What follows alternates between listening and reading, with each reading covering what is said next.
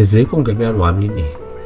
حاولت اجل الحلقة دي بقدر الامكان عشان الناس ما تقولش ان انا بسعى ورا الترند او حاجة زي كده، لان انا مش هدفي الترند نفسه او ايه اللي حصل ما بين الشخصين دول. انا هدفي نقطة تانية خالص. لما واحد بيفكر في فلسفة وفي تبرير ما وراء الاحداث والحاجات اللي ممكن تحصل في المستقبل، ما بيهموش اللي بيحصل دلوقتي على قد ما بياخد منه شوية معلومات ممكن يستنتج بيها ايه اللي ممكن يحصل في المستقبل.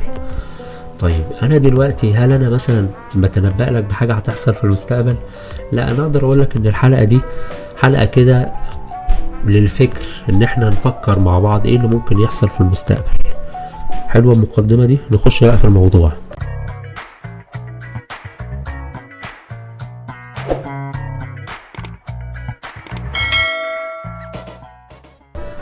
الفنان محمد سلام والفنان محمد انور والناس كلها اتكلمت عن اللي حصل وموقف محمد سلام وموقف محمد انور، وتأكد ان احنا مش جايين نتكلم في القضية دي خالص، انا بتكلم في نقطة تانية. لو قارنا ما بين موهبة الاتنين هنقول ان بنسبة 100% ان محمد سلام موهبته اكتر من محمد انور. مش بناء على رأي شخصي، خلينا نقول ان هي بناء على التاريخ اللي عمله الاتنين. يعني نقدر نقول ان تاريخ محمد انور قليل نسبيا مقارنة بتاريخ محمد سلام.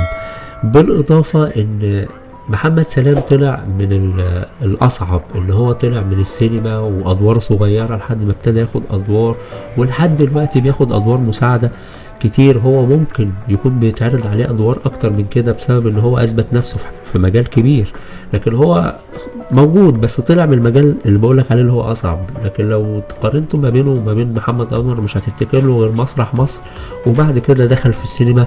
يعني كان مثلا 5-6 افلام مثلا هو مثل فيها، بالاضافه لادوار كتيره صغيره، بس في الاخر ملوش اللي هو البصمه اللي تقدر تقارنها بدور مثلا لمحمد سلام.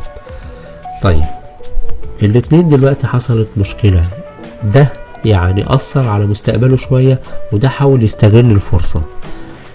النقطه بقى اللي احنا عايزين نفكر فيها وكل واحد ممكن يقول رايه فيها، مين اللي المستقبل ليه؟ في ناس كتيرة هتقولك ان المستقبل مع اللي مشي مع الموجة، وفي ناس هتقولك لا، المستقبل مع اللي موهبته عالية. طيب انت عايز رأيي؟ للأسف احب اقولك ان المستقبل للي مشي مع الموجة.